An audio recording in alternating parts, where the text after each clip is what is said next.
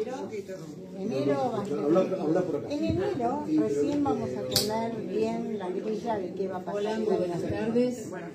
Buenas tardes a todos, muchísimas gracias por venir. Todo este movimiento que vieron previo es porque estamos grabando y subiéndolo automáticamente a Facebook. No pudimos hacerlo por el Facebook de la Asamblea porque es una página, así que está ahí ven está pasando. Que bueno, me llamo Alba Noemí Costa. Después lo pueden, yo soy Alba. Después pueden, eso va a quedar en la nube, ¿no? Bueno, eso cuestiones técnicas. Como les decía, muchísimas gracias por venir a todos a esta tan importante charla. Yo les voy a contar quiénes somos los que organizamos esta charla. Somos la Asamblea Popular de Munro y Martelli. Somos gente autoconvocados que nos reunimos cada tanto. Obviamente tenemos un grupo de WhatsApp como cualquier agrupación que se precie y hacemos actividades, discutimos, hablamos mucho de política y hacemos actividades. Somos de diferentes partidos políticos, lo cual le da a la Asamblea un color bastante especial. Y bueno, hoy hemos preparado esta actividad para ustedes, que me parece bastante interesante y que Carlos les va a explicar de qué se trata.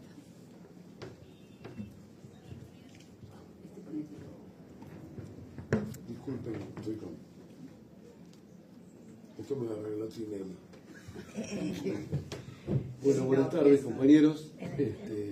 Sí, como bien dijo Alba, esto es un debate que hemos tenido en la Asamblea, el problema, la enorme gravedad de la futura reforma laboral o el intento de reforma laboral, ¿no es cierto? Y bueno, hemos invitado a Juan Ferro. Quiero decir antes que acá hay compañeros que juegan un rol importante en la movilización de la zona. Está la compañera Juana, que es una de las dirigentes de la Asamblea de Lorca.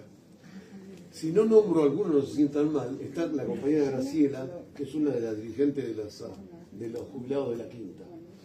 Están las compañeras Alicia y Virginia, que son de una agrupación de esas que se andan peleando con la policía en el Congreso. Jubilados urgentes. Bueno, hecho la presentación. Amalia. Es la compañera. Amalia, que también es de la Asamblea.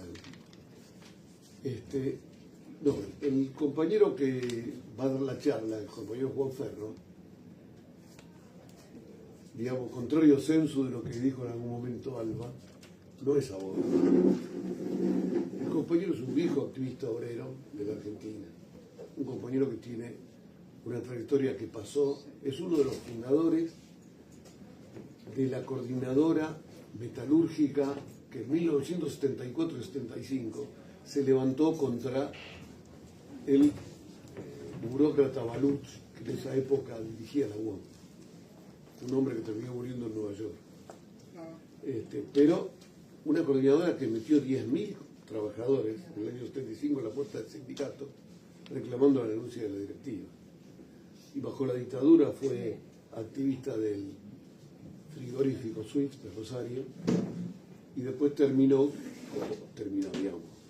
Una vez despedido de ahí, entró en el ferrocarril y fue delegado del ferrocarril hasta que Pedraza lo descubrió. Y entonces, bueno, hubo un controversia. El compañero ha jugado un papel importante en la lucha de los trabajadores del subte por las 6 horas.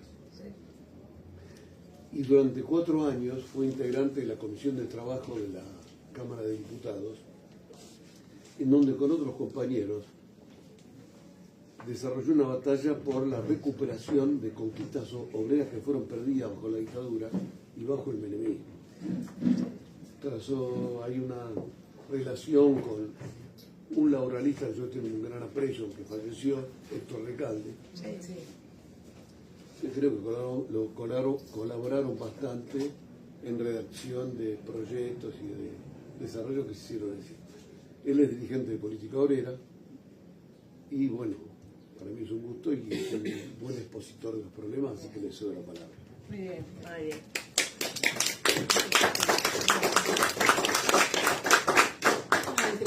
gente que nombramos, que llegó, está Marcela Cortielas, concejala electa de Vicente López.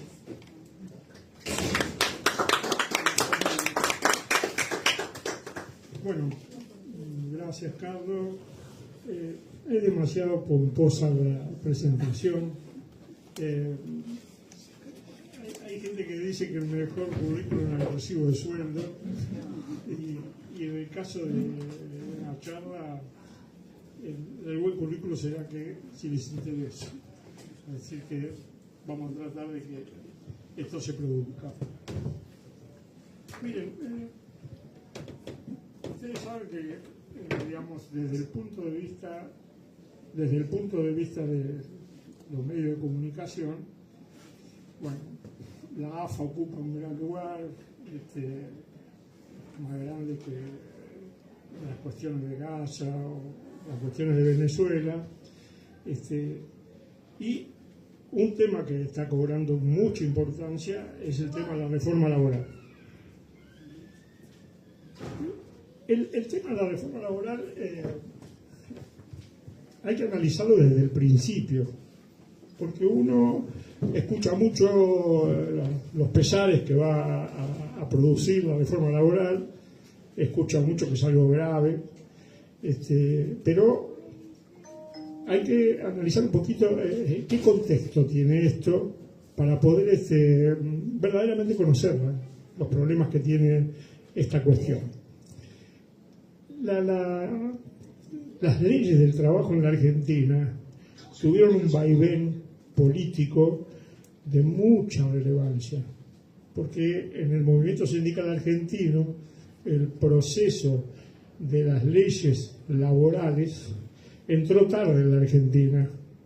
La Argentina tuvo un proceso de anarquistas, socialistas en su inicio, que rechazaban de plano la injerencia del Estado, es decir, que hubiese una ley que estableciera el trabajo. Entonces había una impronta en la cual el movimiento obrero no necesitaba ninguna ley para poder defenderse, organizarse y desarrollarse. Pero ya han entrado a principios del siglo, en 1904, Joaquín B. González, un político de la época, empezó a introducir ese problema. El problema que tenía que haber alguna norma laboral. Esas normas laborales fueron creciendo, fueron cayendo los movimientos anarquistas, socialistas, vino el ascenso del peronismo y se mantuvo una especie de legislación laboral que no era la ley de contrato de trabajo que rige hoy en la Argentina, la 20744. En el año 1953 Perón armó una ley más estricta referida a la vida gremial e incluso fue el promotor de la ley de asociaciones profesionales que conocemos hoy en la actualidad. Pero la ley que se está discutiendo ahora es una ley que tiene muchas particularidades que posiblemente una gran parte de los trabajadores desconocen. Esta ley se firmó en 1974.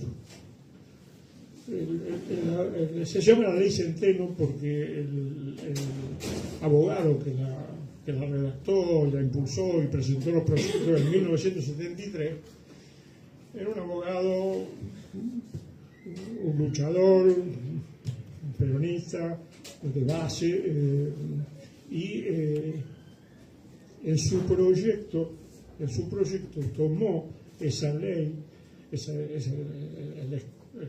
la estructura de la ley, lo tomó en un momento donde un sector de la clase obrera estaba en ascenso. Era la época del 73, era aquella época que transitoriamente se armó la famosa consigna "se va a acabar la burocracia sindical", y se produjeron a la luz de todo eso, del ascenso de campo, un ascenso de los trabajadores. Entonces la ley hasta cierto punto refleja ese ascenso que hubo en el 73. La ley se aprobó en el 74. Cuando se aprobó ya en Argentina había un proceso de regresión. Ya estaban las 3A, se establecían condiciones que después, 2 años más tarde, dieron lugar al golpe. Pero, ¿por qué es importante estudiarlo? Porque una vez que se fijó esa ley, en la Argentina, en el año 1975, una huelga general. Y de esa huelga general salieron los convenios que se firmaron al finalizar esa huelga general. Y los convenios que se firmaron al finalizar esa huelga general tenían toda una cantidad de cosas que se apoyaban en esa ley del 74. Y es importante porque los que saben algo de la cuestión sindical deben saber de que la mayoría de los convenios se llama convenio de la UOM /75, convenio de la UOM convenio de la Asociación Textil /75, del Mata /75. Quiere decir que esos convenios tenían la impronta de ese ascenso. Por lo tanto, la ley digamos, que se dio en un momento que un sector de las grandes patronales de la Argentina estaba bien económicamente, podían otorgarlas. Entonces, ahora viene un proceso de regresión de esa ley. Este centeno lo mataron las 3A, es decir, no era, digamos, del estatus, terminó muerto por las 3A. Entonces, lo que se discute es el desmantelamiento absoluto de esa ley, de la ley de contrato de trabajo. Porque, ¿qué pasa? Cuando en la Argentina se dio el golpe militar, se prohibió la actividad sindical. Se prohibieron los sindicatos, fueron presos los dirigentes, etcétera, etcétera. Pero desde el punto de vista de la ley se hizo poco y nada. Es decir, la ley se mantuvo, se congeló ese proceso. Se congeló y no hubo de parte de la dictadura más que restringir, despedir, sí que se pudieran defender, hacer desaparecer gente, etcétera, etcétera, etcétera, lo que ustedes ya conocen y no vamos a repetirlo. Pero no cambiaron los conceptos de la ley, no los cambiaron, digamos, si tuviésemos que tomar la ley que salió, emergió de la dictadura, diríamos, estamos en el paraíso. ¿Quién cambió esos conceptos? Eso es importante tenerlo en cuenta. Los conceptos de desmantelamiento de la ley los cambió el menemismo, porque el menemismo fue el primero que empezó a hablar en la Argentina de que había que establecer una reforma parcial de esa ley de contrato de trabajo, a la que ustedes deben conocer todo, porque son gente grande la mayoría, como lo que se llamó la flexibilización laboral en aquellos tiempos, que consistía de alguna manera en desconocer categorías, achatar las escalas, que se apareciera en vez de peor operario, medio oficial y oficial, apareciera un operario múltiple y con eso liquidaban el sueldo de uno solo. Es decir, el fenómeno político del menemismo fue el primero que empezó a cambiar el articulado, a recortarle aspectos, a desarrollar una cantidad de cuestiones que tenían que ver con los pedidos de la patronal. Esto es importante porque después vino el kirchnerismo. Y el kirchnerismo, él contó que yo estuve 4 años en el Congreso de la Nación, en la Comisión de Legislación de Trabajo. Héctor Recalde, el proceso de esos 4 años, nos reuníamos todos los jueves y discutíamos todos los proyectos que siempre presenta el presidente del bloque. Él buscaba restituir algunos de los artículos que había empezado a demoler el menemismo. Es decir, esa fue la función política que quedó. Entonces, esa ley está desgajada, sacada de muchos aspectos de los beneficios de los trabajadores, pero el ascenso de la avenida de Milei pretende otro tipo de cosas. No pretende recortar aspectos de la ley. pretende demoler de conjunto la legislación que favorece la organización de los trabajadores en la Argentina. Es un golpe muy grande, porque, bueno, vamos a tratar de desarrollar ese problema, porque una parte de la oposición, cuando Milei subió, le aprobó la ley Bases. Y la ley Bases es un recorte, está en el intento del recorte de la ley, está en el intento de aprobar un periodo de prueba más largo para los que recién ingresan, están en el orden de una mayor flexibilización, quiere liquidar una cantidad de cosas, impone o trata de imponer una legislación para que pueda haber una indemnización de otra naturaleza que la que marca la ley de contrato de trabajo, etcétera, etcétera, etcétera, etcétera. Pero las patronales con eso no se conforman, quieren ir al hueso del problema.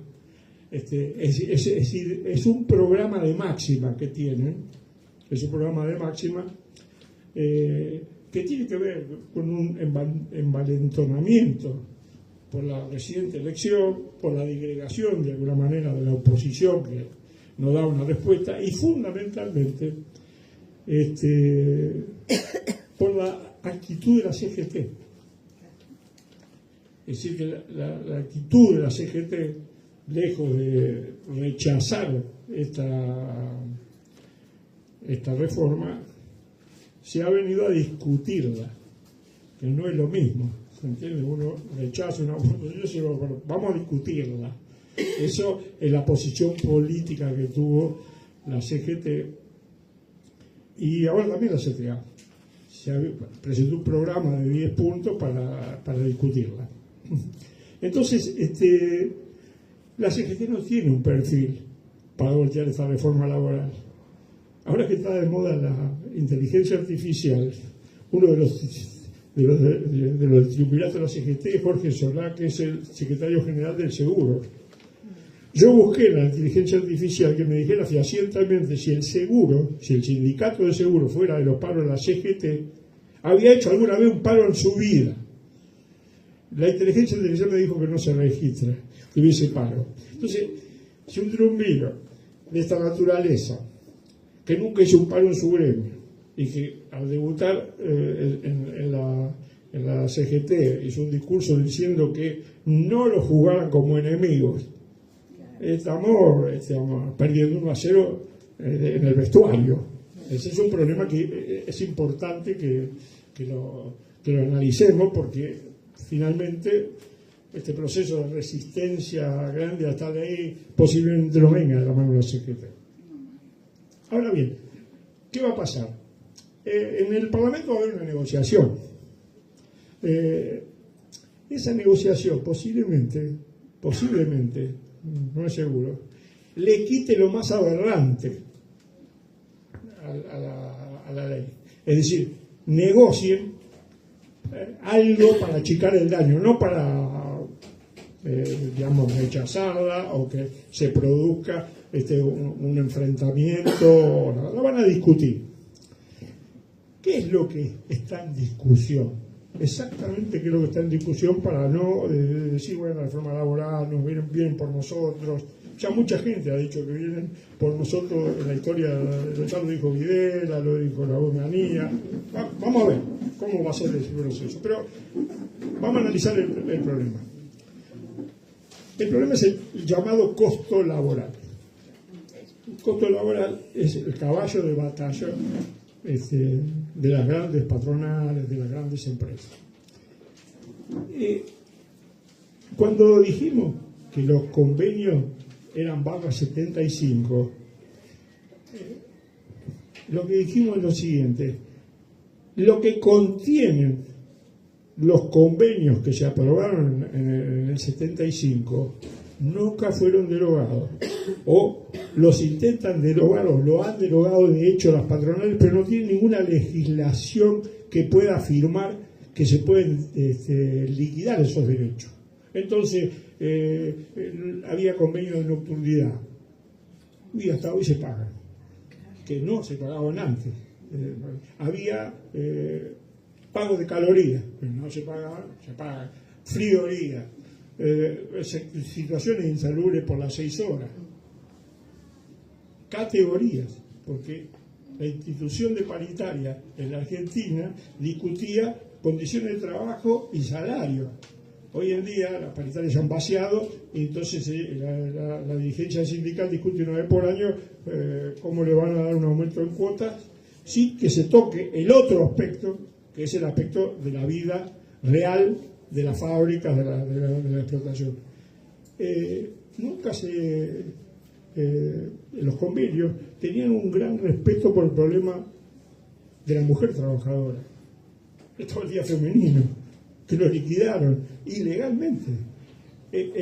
La ley está en la mitad del camino en su reglamentación de que una fábrica que tiene más de 50 mujeres tiene que tener una guardería.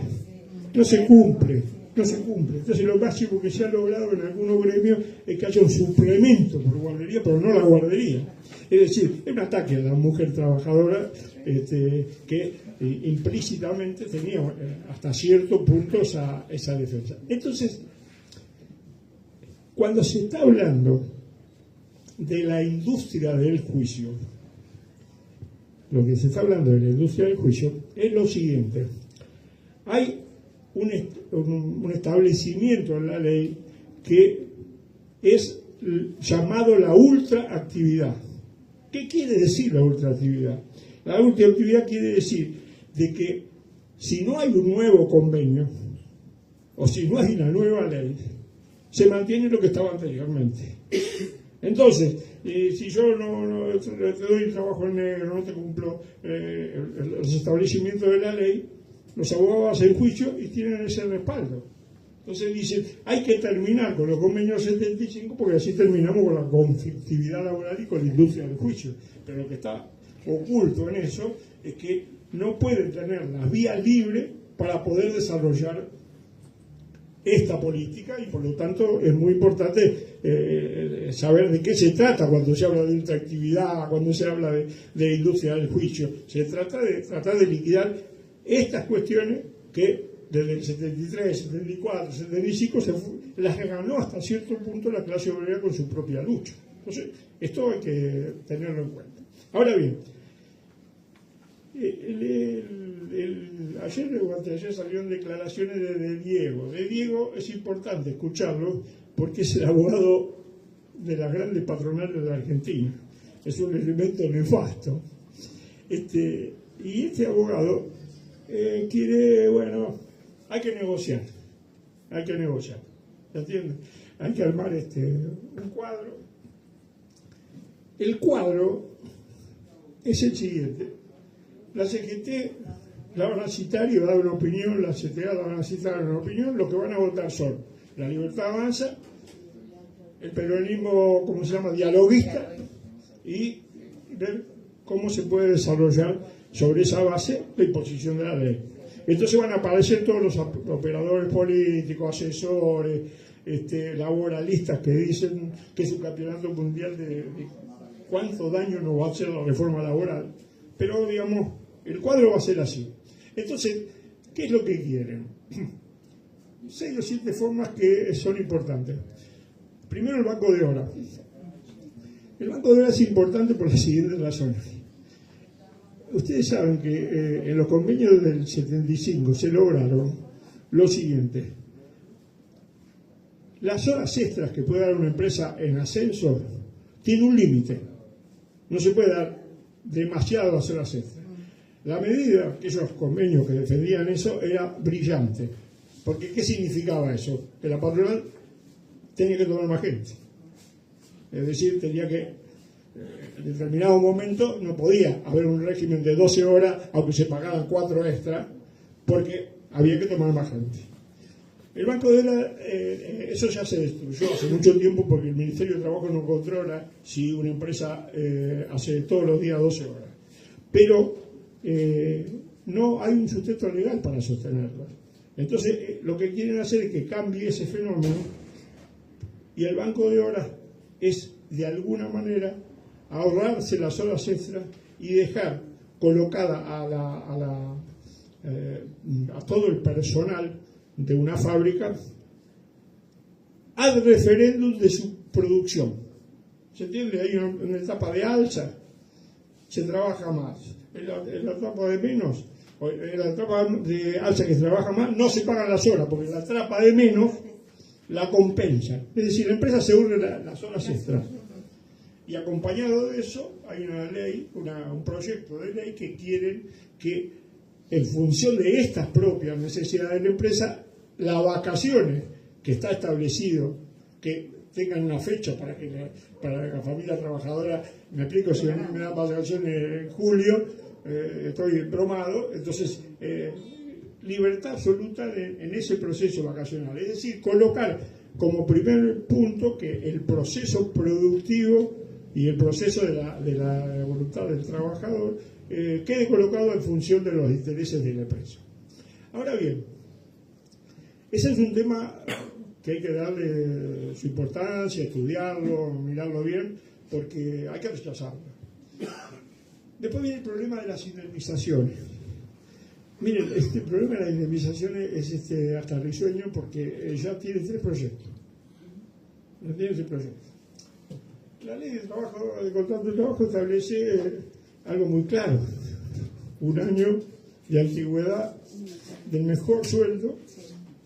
Esto es una ley del Estado, no es una ley de los trabajadores, pero, digamos, significa que la indemnización sirve hasta cierto punto, porque es un derecho ganado por la lucha hace muchos años, como un resarcimiento ante un despido que en la mayoría de los casos, cuando es muy grande, ya no deja lugar a que el trabajador entre en el proceso laboral, no resiste un preocupacional. Entonces, la indemnización es una conquista que la quieren arrancar. Esta conquista que la quieren arrancar solo se pudo legalizar en el gremio de la construcción. Una ley, la 2250, que un degenerado político que se llamaba Rogelio Coria armó que se quiebre el sistema de jubilación de la ley de despido, y se transformó en un fondo de cese laboral, donde el propio trabajador se pagaba la indemnización y si uno toma un cuadro comparativo, yo he estudiado bastante eso, de un trabajador metalúrgico con 10 años y un trabajador de la boca con 10 años, el trabajador de la boca percibe el 40% de lo que percibe un trabajador con la ley de contrato de trabajo en el concepto de la indemnización. Es decir, que el fondo laboral le quita el 60% de lo que tendrían que cobrar si... Entonces, ¿ellos qué quieren? El fondo de desempleo. Sí, no, el fondo de desempleo es otra cosa. El fondo del cese laboral, cuando se va. Entonces, el problema es el siguiente: ¿qué es lo que quieren? Primero, Milei con la ley base intentó que se produjese en todos los gremios el fenómeno UOCRA. Pasados 2 años no se produjo. Nadie quiso agarrar viaje. Las patronales tampoco, porque una cosa es un trabajador de la construcción que termina una obra y que sabe si empieza la otra, y otra cosa es formar a un trabajador con beneficio propio, y entonces la discusión no caló. Además, porque el Fondo del Cese Laboral de la UOCRA tiene una trampa, que es un organismo que se llama el IERIC, al que lo integra la burocracia con beneficio alimentario. Entonces, hasta cierto punto, la burocracia de la UOCRA es comisionista de ese fondo del cese laboral.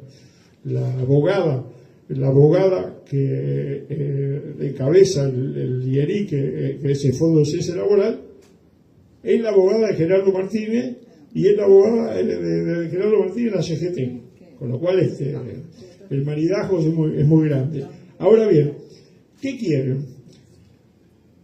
En principio, el proyecto estaba encaminado a establecer un tipo de indemnización donde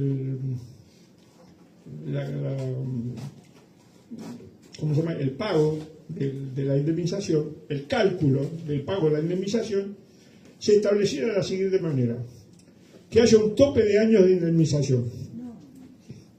Vamos a suponer, si yo tengo 20 años y me echan, yo pago hasta 12. No pago los 20 años que dice. Ahora eso, ojo, esa es la legislación uruguaya. En el Uruguay, si a uno lo echa con 20 años, le pagan 12 y en cuota. Es decir, que no, es una gran conquista la jubilación en la Argentina. Una gran conquista, que si la sacan es un golpe terrible, terrible en la defensa de cosas que se lograron. Si eso no camina, de Diego ya está diciendo lo siguiente. Bueno, mire, acá hay dos variantes. Esto es muy importante por lo que vamos a decir después. Acá hay dos variantes. Una variante es esta: poner un tope en las indemnizaciones para que las reglas estén claras. La otra variante es mantener que si uno tiene 30 años le paguen por 30 años, pero sin todo lo que se percibe en forma no remunerativa. Es decir, te pago los 30 años de convenio. Ahora, ¿qué pasa? Si yo te pago los 30 años de convenio, es peor que me den los 12 ¿Por qué? Porque el salario en la Argentina tiene la siguiente composición: aproximadamente entre el 44 y el 52% es el convenio. El resto del 100%, en algunos casos el 60%, en algunos casos el 50%, se compone con un premio a la producción, un premio al presentismo, todos los elementos que se logran por afuera del convenio laboral. Entonces, se toma la resolución de que se paga los 30 años, pero con los básicos de convenio, achican igual a la mitad el proceso general de la... Entonces, es un elemento que sobran las razones para combatirlo. Ahora bien, ¿son todos males? No, porque la Libertad Avanza y algunos agrupamientos y algunos abogados laboralistas dicen que la ley no es tan mala, porque finalmente le daría, desde el punto de vista de los que no tienen nada, una organización a los que no están trabajando bajo relación de dependencia, sino que están trabajando bajo las aplicaciones. Esto de las aplicaciones es importante que lo analicen, porque hay una falsa idea de que con las aplicaciones se acabó la clase obrera, ya todo es informal, ya no hay, ya hay que discutir todo lo demás porque, digamos, pero si lo detenemos concretamente en este fenómeno, es el siguiente: ellos, en la actualidad, más o menos, a grosso modo, hay 120.000 personas que trabajan en las aplicaciones de la comida, más o menos. Esas 120 personas tampoco son activas que trabajan todos los días, sino que, digamos, de alguna manera trabajan combinándolo con otros aspectos. Y hay unas 200.000 personas que trabajan en las aplicaciones del transporte, ya sea moto, todos los Uber, todos los que ustedes conocen, trabajan ahí. En este rubro, en el rubro de los autos, un 40% tiene otro trabajo real. Y hace una changa en el coso. En el caso de las bicicletas y todo eso, es crudo el problema. El gobierno lo que pretende, bajo la forma de decir, de darle garantía a esto, es que sean autónomos en vez de monotributistas, y que además paguen un seguro, porque el problema de 300.000 personas en la calle trabajando significa un alto grado de accidentología, que quiere que le paguen un seguro. Entonces, hay que dementificar esto de que, bueno, se acabó la historia. Miren, las aplicaciones tienen un límite. Yo creo que están llegando al tope. Por la siguiente razón: ¿se acuerdan del momento cuando vinieron las inversiones chinas, que todo el mundo vendía tijerita china. Bueno, lo mismo es esto. El tope de todas estas aplicaciones es el consumo. Si baja el consumo no hay aplicación que valga. No hay aplicación que valga, porque aunque uno tenga la voluntad de en bicicleta llevar esto, tiene el tope que se está produciendo ahora. Baja el consumo, y por lo tanto comer afuera o pedir comida de afuera hay que repensarlo. Entonces se llegó un tope con eso. No hay que mistificar este problema de que cambió Miren, lo que ha pasado es que en el cuadro de derrumbe de la industria está reactivado Onda Guerrero, porque con las aplicaciones y las bicicletas se han reactivado. Y el tipo que vende la pizza reactiva a las papeleras, y el tipo que vende las bandejas que se vende reactiva de alguna manera a las fábricas plásticas. Entonces hay que eliminar la idea esta de que esto va a ser favorable. Esto va a significar, lo único que va a significar es la liquidación seria de una cosa que vamos a ver ahora, que es el fenómeno de los jubilados. Perdón, pero ¿de qué manera la ley propuesta por Milei beneficiaría a los trabajadores? No quieren ponerle un régimen que pase de monotributista a autónomo, que es pagar más, y que se establezca ese seguro, que se establezca ese seguro, que es un negocio de las compañías de la seguro. El otro tema, y yo voy terminando, no quiero cansarlos, es el tema del convenio por empresa. El tema del convenio por empresa es muy importante porque tiene hay que analizarlo con detenimiento. ¿Se entiende? Es decir, los sindicatos han abandonado, las direcciones sindicales han abandonado las reivindicaciones de las empresas. Me explico, un obrero metalúrgico se va a enterar por el diario Clarín o por el noticiero de que se firmó un acuerdo en tres tramos y chao, se acabó. Es decir, nadie se mete en el proceso del conformado. El proceso del conformado tiene un problema serio, que es que ese proceso del conformado, en la estructura central del conformado, es trabajo de Estado. ¿Vos querés más plata? Aumentamos la producción. ¿Vos querés más plata? No faltas. Entonces se ha ido llegando a un extremo en eso, que en Toyota hay premios de asistencia perfecta de 6 meses. Hay de 6 meses, de 3 meses, de 2 meses, es decir, el que quiere ganar ese premio viene a trabajar roto y entonces el proceso que se produce es demoledor contra la salud del trabajador. Entonces ese problema está presentado. Ahora bien, son todas negras las cosas. Ahora vamos a ver otros problemas. Porque este sistema de liquidar todas las reivindicaciones obreras ya lo implementó Unganía, terminó con Cordobazo, lo implementó Videla, no tuvo suerte.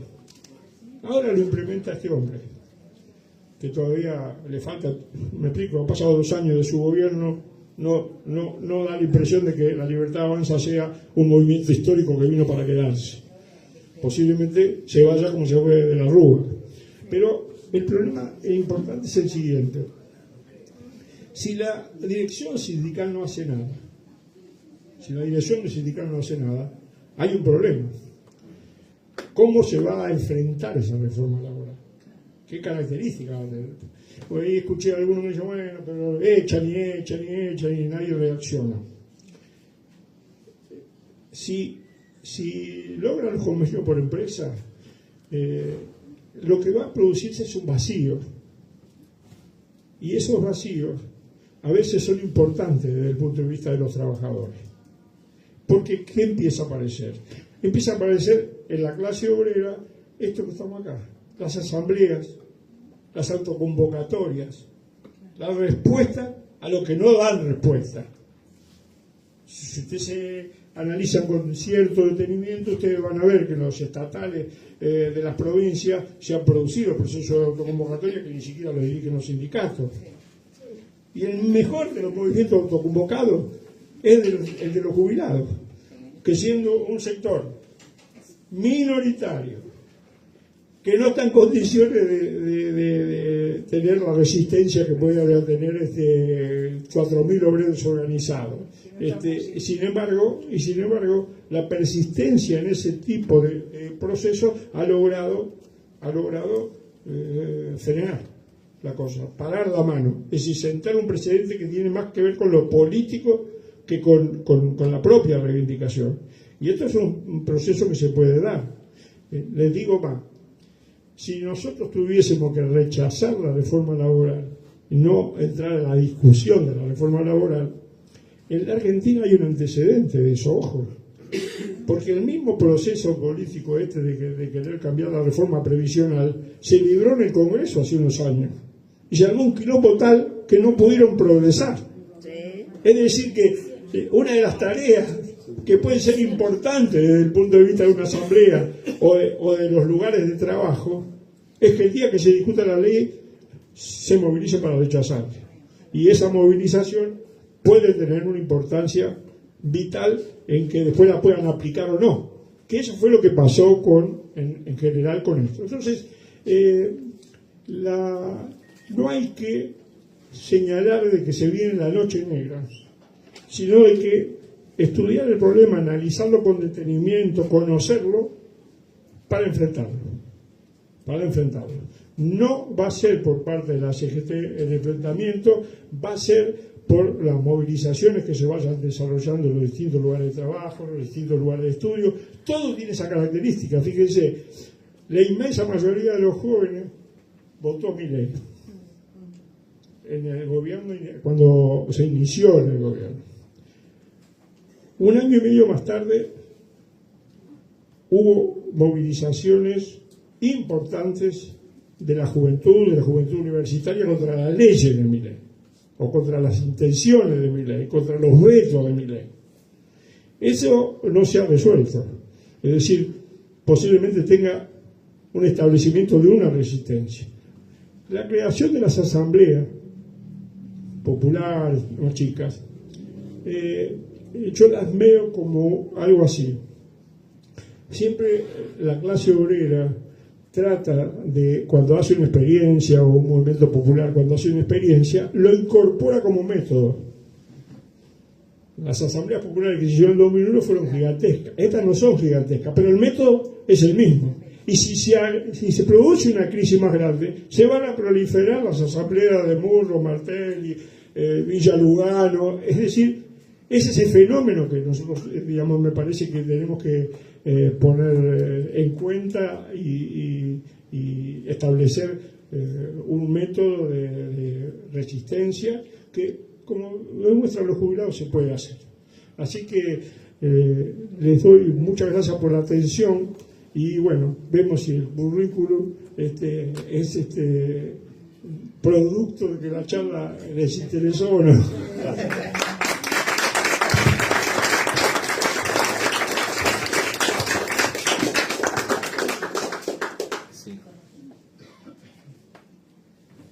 Bueno, si les parece, pasamos a las preguntas. Sí. Si alguien quiere hacer una pregunta. Sí, yo quiero hacer una pregunta. ¿Qué hago? Las dos. Quería preguntar lo siguiente. He leído que otra de las propuestas de la reforma laboral es suspender el despido discriminatorio, con lo que infiero en que lo que se va a perseguir es la dirigencia sindical. ¿No es cierto? Es decir, aquellos trabajadores que inicien movimientos de protesta serán despedidos sin ninguna explicación. ¿Esto es así? No, digamos, a lo mejor es mejor... circular hacer todas las preguntas juntas. Sí, no, creo que me No, pero Sí, porque es que se está grabando. Por eso. Vamos a pasar.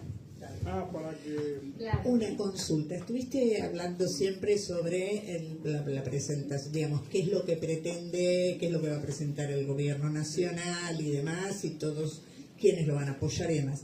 Desde el lado de la oposición, ¿qué es lo que estamos proponiendo, digamos? Porque que necesitamos una reforma laboral, por lo menos personalmente creo que sí se necesita, porque ha cambiado mucho la forma de trabajo, con lo cual hay un montón de gente haciendo home office y demás, que no solamente los Uber, entonces, bueno, ¿qué es lo que proponemos? ¿Qué es lo que desde el lado de la oposición se está ofreciendo?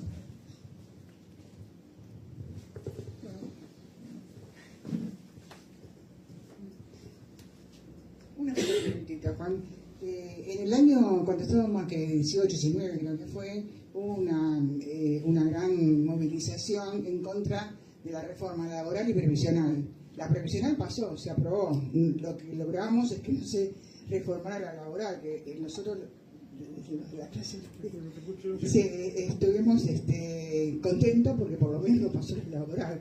Pero ahora parece que viene con todo, es decir, no tengo bien claro la indemnización, cómo serían las horas que tienen que acumular para poder cobrar. Es decir, lo que va acumulando es eso lo que se va a llevar de indemnización el trabajador. Eso no entiendo. Después, todos los que son monotributistas pasarían a ser autónomos hasta los que están en la planta permanente, porque porque hablaban de eso, de que si vos tenés 10 años, bueno, lo que explicaste, ¿no? 10 años de trabajo te pagan por 2 y que yo, pero hay compañeros que se están, no sé, a punto de jubilarse y lo pueden echar porque no tienen en cuenta justamente los años, ¿no? La antigüedad. Bueno, y después todos los que, digamos, las conquistas de las mujeres, por ejemplo, las mujeres tienen un bebé, un hijo, y a los 2 días ya, cuando le dan el alta en el hospital, tienen que salir a trabajar. Antes teníamos 3 meses, 45 días para amamantar a la criatura, y ahora no, y ahora directamente ya es una situación terrible, ¿no? Por lo pronto, después le van a exigir productividad como si estuviese de la nada. Bueno, eso. Espera que falta el otro, ¿no? No, porque está... Sí, yo quería preguntar con respecto a las horas de No, yo trabajo. soy sordo. ¿En serio? Con respecto a las horas de trabajo, No me quedó- ¿son de 12 horas, 13 horas? ¿Es verdad eso?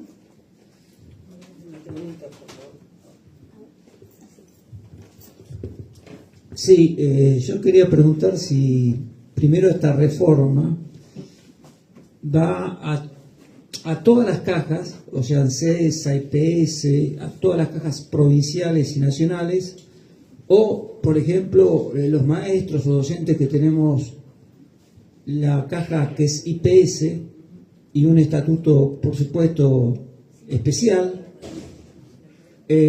va a Milei va a demoler esa caja, esas prerrogativas, o no, y va a tocar otras cajas como por ejemplo el ANSES o cajas nacionales, y no va a tocar las cajas provinciales. Es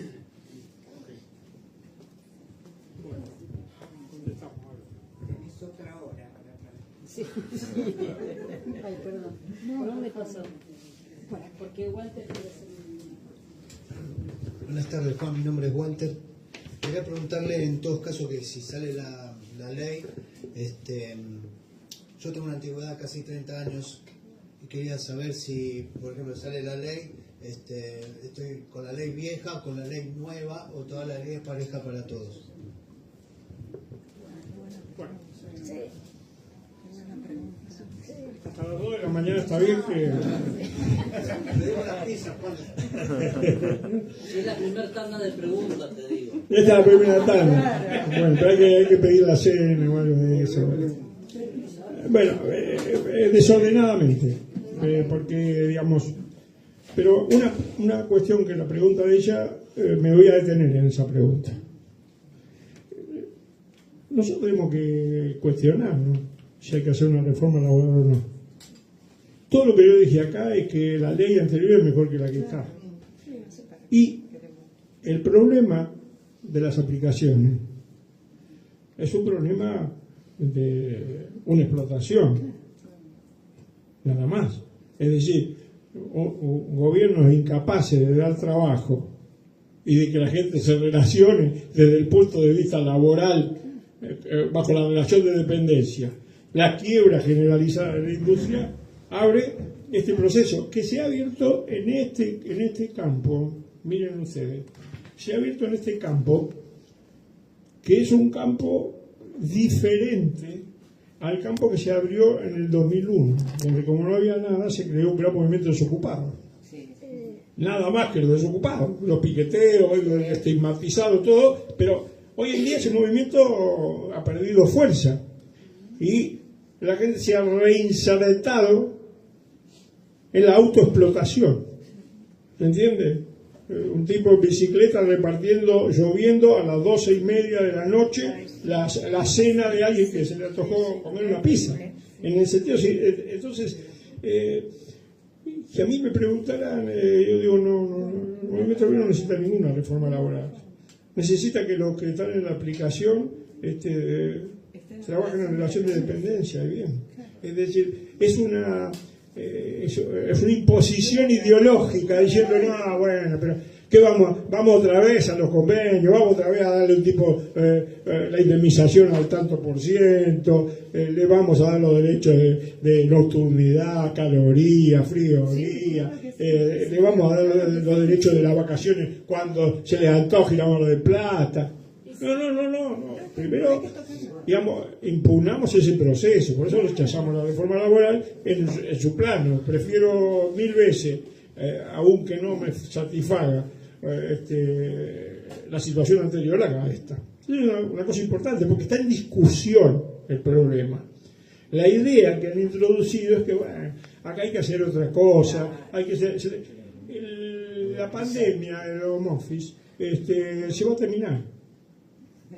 Les quiero decir, las empresas están recortando cada vez más eso. A pesar de la inteligencia artificial, a pesar de todo.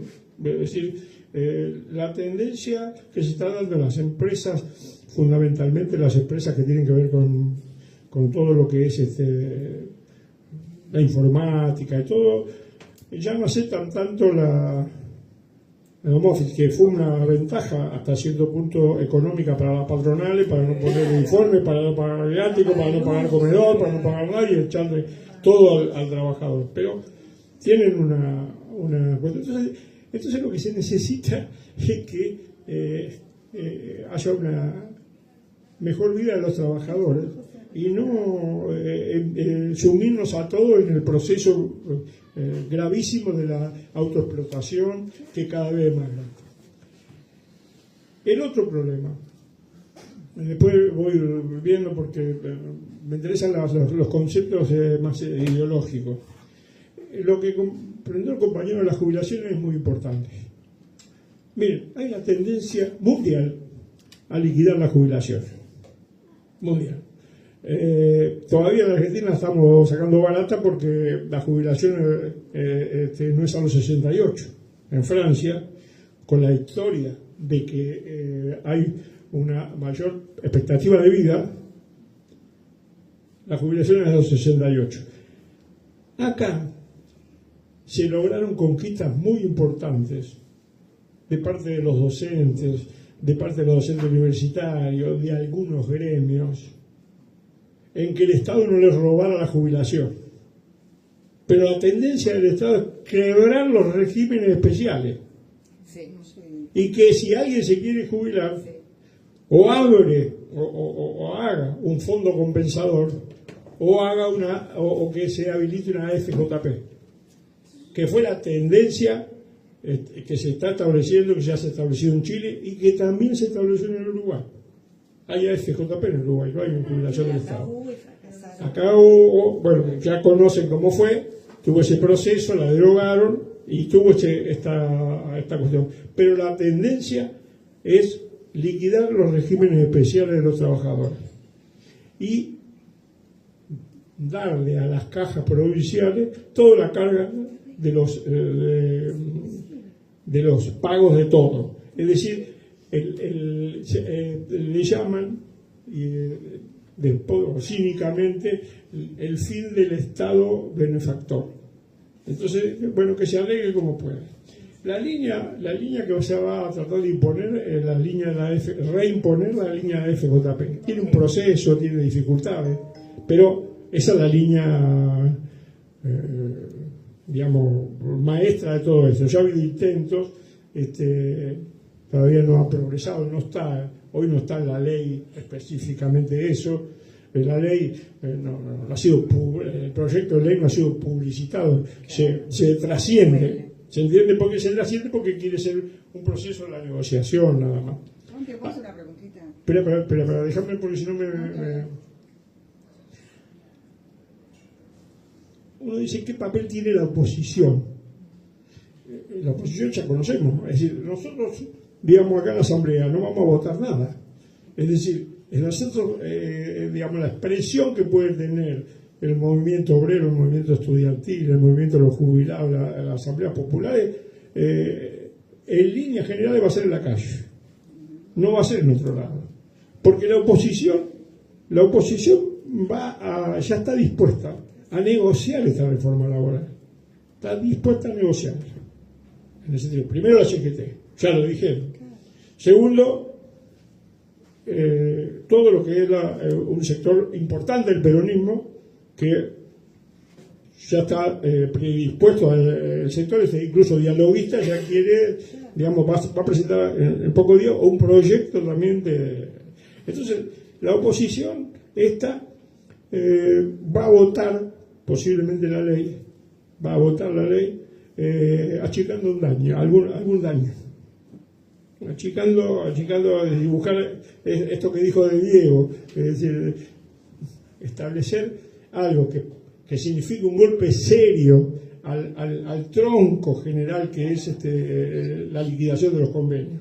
Ese es el punto. Si se liquidan los convenios, si se liquida la ultraactividad, ahí viene un problema serio.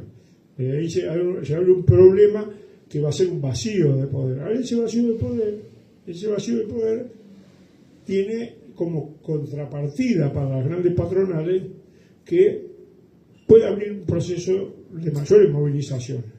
Eso es inexorable. Pasó en el Corobazo, pasó en la huelga general 75. Es decir, hay un viejo político de izquierda mundial que decía una cosa que era muy sabia, que el hombre no puede permanecer mucho tiempo con la cabeza agacha porque le empieza a doler la cama.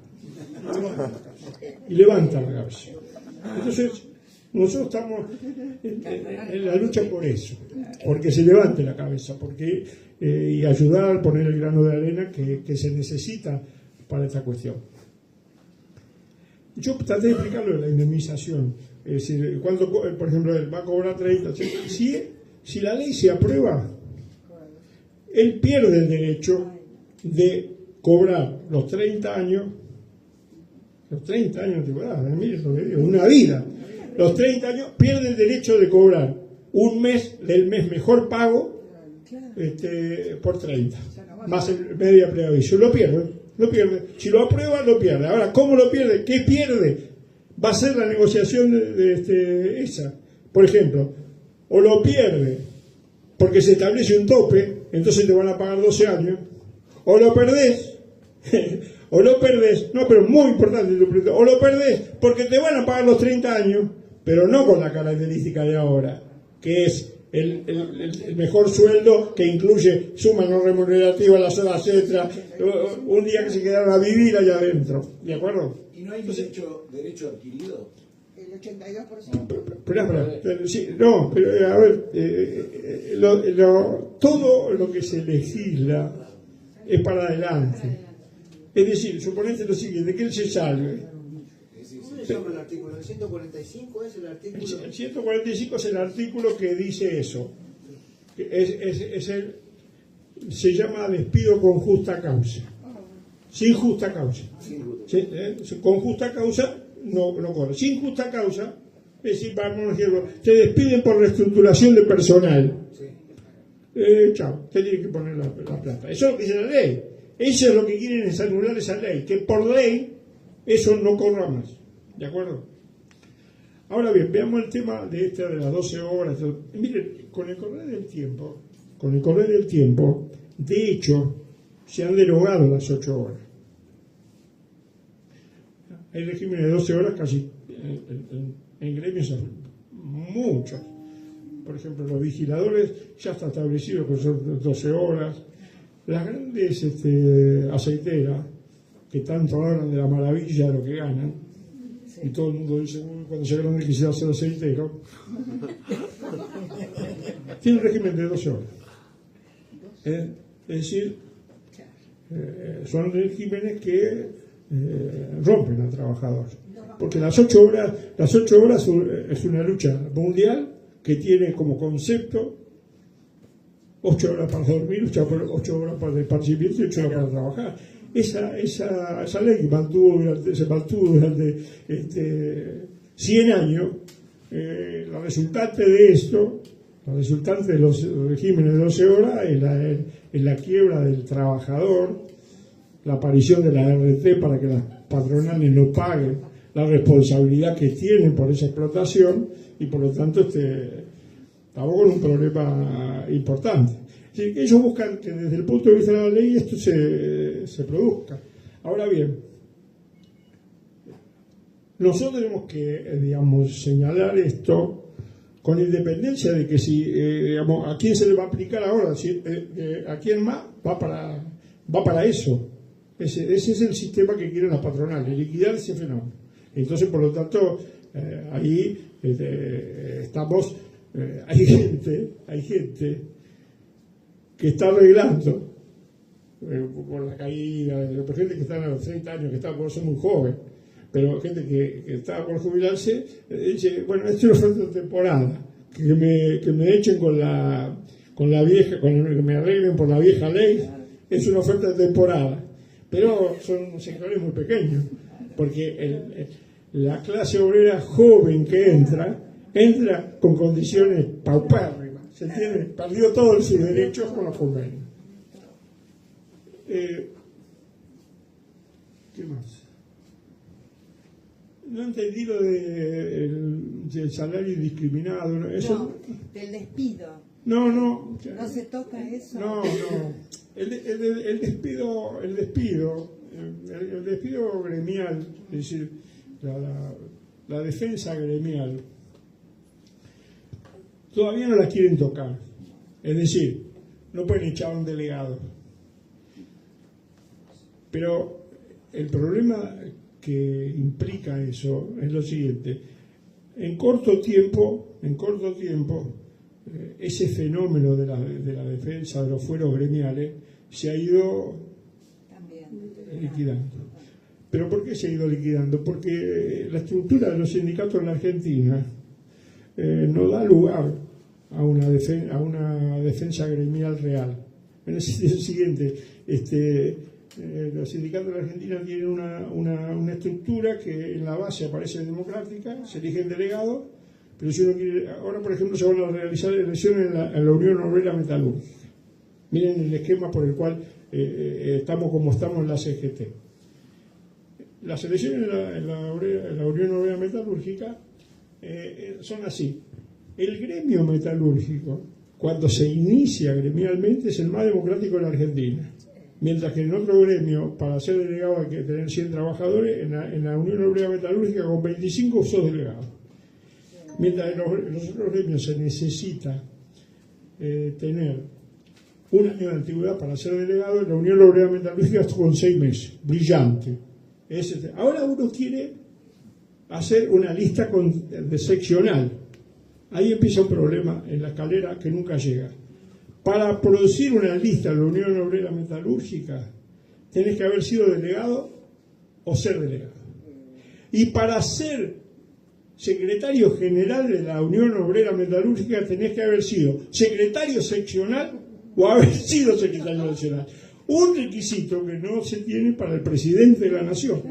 Esa es la explicación de que mueren el sindicato, Lorenzo Miguel, José Rodríguez, Valle, todos murieron en su puesto porque la estructura que viene de las leyes de asociaciones profesionales del 53 es una estructura piramidal que deja una burocracia que no se baja nunca de los sillones y que no quiere pelear más. Hay un sector de la patronal argentina, está dividido eso, hay un sector de la patronal argentina que dice, bueno, mantengamos la burocracia porque por lo menos una contención, y hay un sector que no quiere más, Fíjense, en el gremio metalúrgico hace 11 meses que no se discute la paritaria, está parada, 11 meses, desde un año para el otro, pasa por razones diversas también en el SUMNA. ¿Qué quiere decir eso? Quiere decir que hay un sector que quiere desconocer lisa y llanamente la paritaria. Entonces las patronales, la grande siderúrgica, Pablo Roca y todo lo demás, dan a cuenta. Y chao, a cuenta la paritaria. Pero a cuenta la paritaria se imaginan. Es decir, es una cosa ampliamente favorable a la patronal. Entonces ellos tienen esa intencionalidad, las presiones de la patronal están indicándonos a eso, y posiblemente el fondo del problema de lo que quieren las grandes patronales en la Argentina, y que Milei estaría de acuerdo con ellas, es eliminar las cargas sociales que son fundamentales para la vida de los trabajadores, de los jubilados. Es decir, ese fenómeno del recorte de las cargas sociales es un fenómeno que está en la agenda, por lo menos, del gobierno de Milei y de las patronales. Punto. No, yo te quería hacer una sola pregunta. Dale. Porque se va a discutir en el Congreso, que es el Fondo de Garantía Sustentable, se va a discutir el viernes, creo, mañana. No, sí, ¿qué opinión tenés de eso? ¿Qué es una...? Porque desde la izquierda están convocando que vayamos a apoyarlos, ¿viste? Todos. ¿Me podés explicar algo de eso? Ese fondo está blindado, ¿no? Sí. No, es volcar todo lo que está establecido en contra de los trabajadores, más o menos, para dártelo. Entonces, ¿qué sucede? Que se atrinchera, digamos, en el viejo recurso, está bien. No sé si se ve. Es decir, yo tengo un derecho adquirido. Lo tengo que defender. Y además puedo crear nuevos derechos. Por la siguiente razón, hay gente muy inteligente que en el mundo ha dicho que cuando hay una necesidad se crea un derecho. Es decir, sí. Y es profundo eso, porque si uno tiene un esquema que trabaja en una fábrica, esto, lo otro, y un día se queda sin nada, y no tiene más casa, no tiene más trabajo, no puede mantener más a su familia, esa necesidad crea un derecho.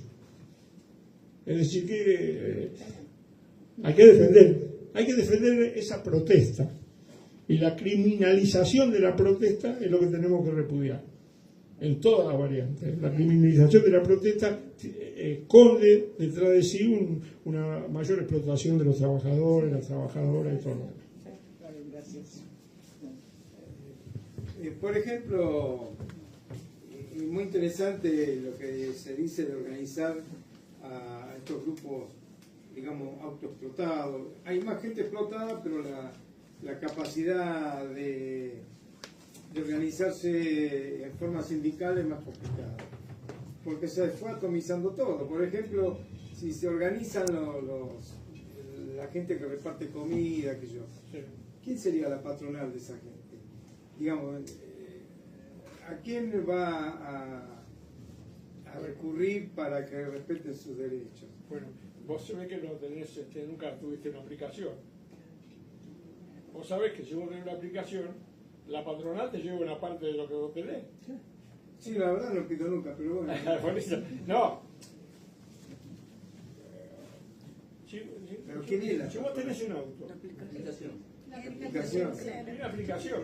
En la aplicación le dicen que tenés que ir a Berazategui y una parte del viaje que vos cobrás de Berazategui es para ellos. Es decir, Sí. a ver, ahora ¿qué sucede? Hay más dificultades. Por eso nacieron los sindicatos en la Argentina.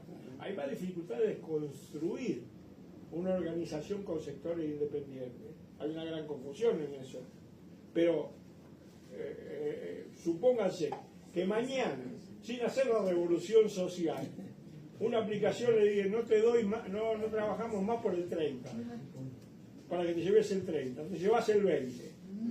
Se levanta, va a haber esos procesos. Porque miren, si los jubilados que no tienen ninguna organización se organizaron, y los jubilados y los desocupados que no tenían nada se organizaron, ese proceso de las aplicaciones va a tener una organización. El proceso de los Uber liquidó de alguna manera viejos sistemas. Hay viejos, buenos, malos y viejos sistemas y buenos sistemas. En ese sentido, no existen más los videoclubs. No existen más los taxis. Por ejemplo, los taxis, antes tenían una patente de un taxi equivalía a tener un valor de 2 autos. Hoy se la dan por la cabeza porque hay los peones del taxi se hicieron Uber y no hay problema. El taxi anda, pero no llena. Los diarios. Ahora se han registrado para vender muñequitos. Porque los diarios no se venden más, se cayó y no lo digitaron. Es decir, desarrolla, pero detrás están todas esas tesis, acero, caramelo, un sistema de la clase obrera, hay todas aplicaciones. La cruda verdad es otra. La cruda verdad es que se reforma la forma de trabajo y en la reforma de la forma de trabajo se crean sistemas de explotación peores todavía que lo de la fábrica. Entonces, las aplicaciones son terribles. Entonces, esas son las patronales.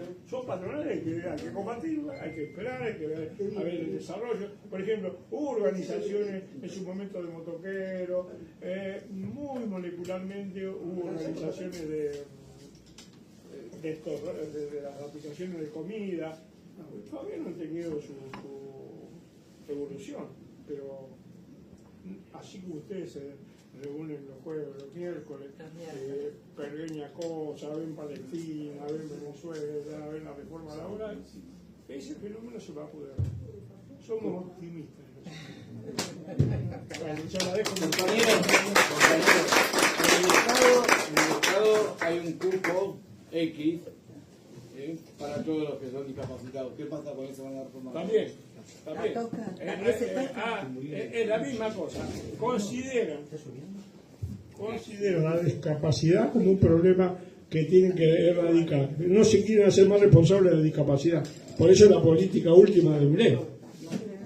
Y una pregunta que se me ocurrió. En Europa, cuando hay leyes laborales que van a cambiarse, por lo general en Suecia, Noruega, hay plebiscitos nacionales.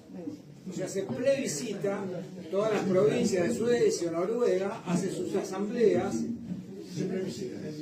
van con las firmas, que pueden ser de 1000, 15.000, las que concuerde el reglamento, y se plebiscita como una elección legislativa o una elección presidencial. ¿Por qué no se hace acá eso?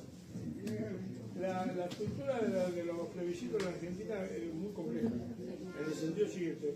Como se plebiscitó Chile, la guerra de Chile, contra Chile. Por ejemplo, pero son excepciones. En el Uruguay hay plebiscito cada 15 días. Bueno, ahí quiero ir. Hay que juntar la firma y hacer el plebiscito. Pero la Argentina es complejo por eso. Primero las exigencias que tiene y además porque no tiene valor directo.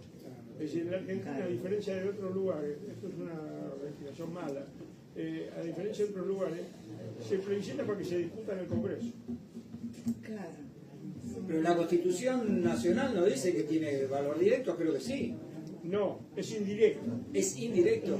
Ah, como los electores. Claro. Pero, bueno, me voy a poner la pregunta. Bueno, les interesó porque vamos a todo. Que pregunte. Yo quiero. No hay preguntas, hay preguntas. Sí, es una pregunta. Yo hace tiempo, hace años, que vengo escuchando ya Menem a Macri y ahora a este gobierno que nosotros, la Argentina, va a ser solo un país de servicios. Cuando nosotros fuimos siempre, pues yo lo conocí en su pleno apogeo, un país totalmente industrial. Y eso a mí me da un poco de temor. De odio. Sí. Esto se va a dar para una charla, pero le explico. El corazón de la economía argentina hoy son las exportaciones del agro. Esto es el corazón de la economía argentina. El proceso de la industrialización argentina, que tuvo su vigencia, fundamentalmente gobiernos más de tipo nacional, que hoy en día es un fenómeno que desde el punto de vista capitalista no hay que reforzar. A Milei le importa un carajo esto. Por eso que tira abajo la industria, porque quiere que entren productos de importación, que se readecue todas esas circunstancias, que baje con todo el costo laboral, y a partir de ahí, a partir de tener un salario como Costa Rica, vamos a salir. Ahora, ¿qué sucede? La conquista histórica que tiene el argentino, para hacerlas pasar, tiene toda esta cuestión. Ella dice, bueno, pero nos mataron por la reforma previsional. Tranquilo, sí. Pero hay un proceso. Hay que ver, porque cuando se produce esto, pues se produce el cambio de gobierno, crisis, alzas.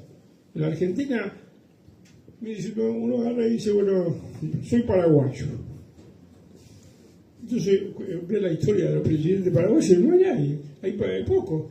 En la Argentina hemos tenido hasta 7 presidentes en un año. Es decir, es muy volátil esto. Es muy volátil esto.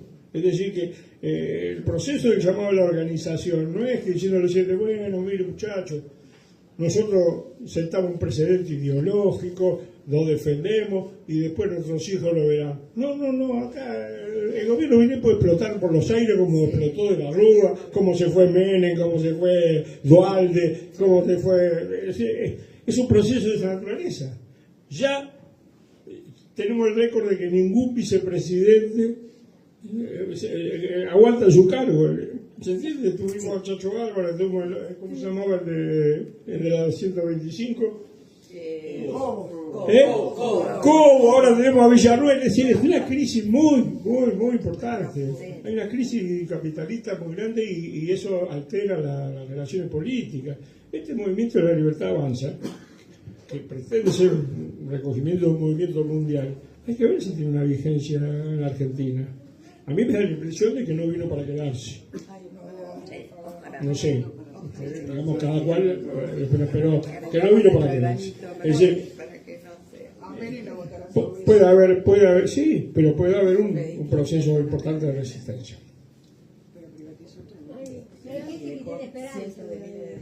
Lo que pasa es que en las provincias lo único que ahora le aprobaron es tomar deuda.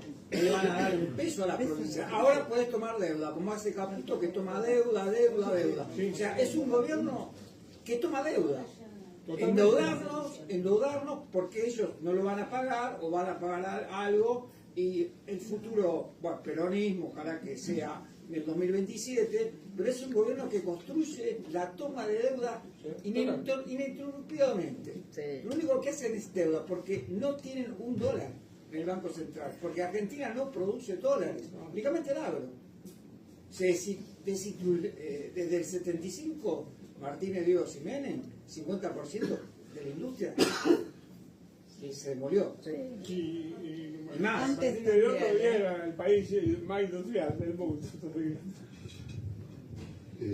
Bueno, no quiero cortar, lo único que quería decir son alguna reflexión. En primer lugar, yo acuerdo con esta idea de que los aparatos, incluido el aparato estatal, en determinados momentos históricos no tienen la fuerza para impedir un levantamiento popular o un levantamiento obrero. Nunca hay que olvidarse que en el año 66 tuvimos un golpe. Hoy hablaba con una chica de la farmacia, de que el golpe de Onganía lo promovieron los laboratorios. Sin embargo, cuando sube Onganía, como pertenecía a un sector azul del ejército, los dirigentes sindicales, con bandera a la cabeza, se pusieron saco y corbata y asistieron al ascenso de Onganía. Onganía los dejó entrar y todo, pero en los meses siguientes largó con Krieger Bacena un ataque violento contra las conquistas del movimiento obrero. Y esa actitud genuflexa de la dirección sindical produjo un retroceso obrero. Entonces, unos meses después, marzo, mayo del 67, esto lo hablábamos el otro día, lo recordó él en una reunión que hubo de delegados y activistas discutiendo justamente la reforma laboral. La CGT llamó un paro. ¿Y sabe lo que pasó en el paro en marzo, mayo del 67? Nadie cumplió el paro. Fracasó. Por primera vez en la Argentina fracasó un paro convocado por la CGT. Entonces vino un retroceso enorme. Los sindicatos quedaron completamente paralizados y eso gestó algo de lo que habló Juan, un vacío en los establecimientos, en donde a pesar de que había una dictadura que tenía planteado durar hasta el 93, la dictadura de Onganía, estábamos en ese momento en el tiempo económico, después venía el tiempo social y después el tiempo político, elecciones en 1993, pensaba este hombre. Ese vacío sindical generó que en los lugares de trabajo los activistas, los obreros más conscientes, desarrollaran un trabajo de agrupamiento clandestino o semiclandestino y dio lugar a cuerpos de delegados combativos, independientes de la burocracia, independientes por supuesto del gobierno. Poco tiempo después, y eso se reflejó después de una crisis del plan económico del gobierno, a mediados del 68, en conflictos muy, muy duros de grandes establecimientos. Fabril, algunos mayores se acordarán, la huelga de Fabril Financiera, una gran gráfica que había acá, una huelga de Peugeot, eran huelgas largas, muy aisladas, pero muy combativas. Una huelga de portuarios, que la reprimieron con los perros de la Junta. Huelgas muy persistentes, y el gobierno finalmente lograba aislarlas y quebrarlas, y la patronal también. Pero los sindicatos no hacían nada para desenvolverlas. Entonces se desarrolló en los ojos de todos los trabajadores el vigor de esa lucha, que aún aislada habían sostenido huelgas de 30, 35 días. Y eso es lo que después explotó, se desenvolvió en el Cordobazo. Primero las luchas estudiantiles, ¿no es cierto? Y después el estallido del Cordobazo, que desplegó esa energía de la clase obrera. Primero en Córdoba, pero después comenzó a extenderse en todo el país. Y eso no lo podían, los milicos no lo podían frenar. Era un movimiento que no tenía, no había forma de contenerlo, de disciplinarlo. Y surgieron ahí miles y miles de activistas, varios de los cuales hoy son protagonistas, les digo, de los movimientos jubilados. Porque todos sabemos que en los movimientos jubilados hay viejos zorros, de acá de los 70, que se dan maña para pelear. Perdón. No, Cacho, ¿me quería decir algo? No, justamente de Cordobazo, las condiciones de la clase obrera no eran la más precaria en cuanto a remuneración. Y ahí la clase obrera fue a disputar poder. Ahí sale a la calle disputando el poder. Acá es diferente, acá hay que salir a la calle para no perder el trabajo, porque el sueldo no alcanza. Digamos, las condiciones son parecidas, pero no igual, nunca son iguales. Entonces es otra la conformación. Además, el rol de las personas en la producción En ese momento hacía falta productividad, hacía falta producción, estaba en desarrollo todo eso. Entonces eran fuertes los metalúrgicos, los automotores. Hoy los gremios más fuertes, digamos, en cantidad son los de servicio. Hoy, por ejemplo, la UON antes tenía como 600.000 afiliados, ahora no sé, debe tener 60.000. Entonces, una huelga de la UON hoy no afecta mucho al gobierno porque no le interesa a ellos la parte industrial. Entonces hay que organizarse, eso sí, pero digamos de otra manera, como decía acá, en la calle, y es muy diferente la organización. Por eso yo preguntaba por los chicos estos que trabajan, que se creen que son sus propios patrones, que se autoexplotan. ¿Cómo es más difícil organizarlo? Por ejemplo, ¿dónde está el patrón? Es la aplicación. ¿Quién es el patrón? Claro, no se lo ve. No hay. Claro. Porque hay es algo invisible. Es Dios. Pero sin embargo ellos dicen que se están organizando, pero no lo legalizan el sindicato. Sí, hay un sindicato. Pero los sindicatos gastronómicos tendrían que legalizar eso porque el que vende comida, el secretario general de gastronómico diga, no, mire, pará, acá, o al tipo del restaurante, esto te tengo que inspeccionar, lo tengo que legalizar. Yo quería, agradecerle a Juan y... Si quieren seguimos con la charla. No digo, no estoy echando a nadie, pero digamos darle un cierre a la charla esta de Juan, que me parece que fue muy buena y le damos un fuerte aplauso.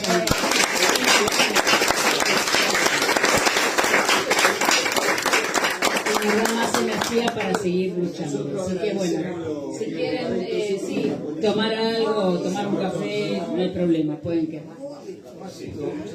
Yo quiero decir una cosa, sin micrófono. Nosotros pensamos, para esta charla, trabajamos mucho. Hemos ido a fábricas, a hablar con los compañeros sobre la hora de realizar una fábrica de Cajamarqueña. Hemos ido varias veces a hablar con líneas de colectivos. Fuimos a la cabecera de la 41 y de la 93. Fuimos 2 veces a la 203 y las terminales de acá de Saavedra. Los compañeros pusieron una mesa el otro día en Vélez Arfield para explicarle a los vecinos y a los trabajadores el alcance de esa ley. Cuando íbamos sabíamos que un tipo que sale de la fábrica a las 3 de la tarde no iba a esperar 3 horas para venir acá.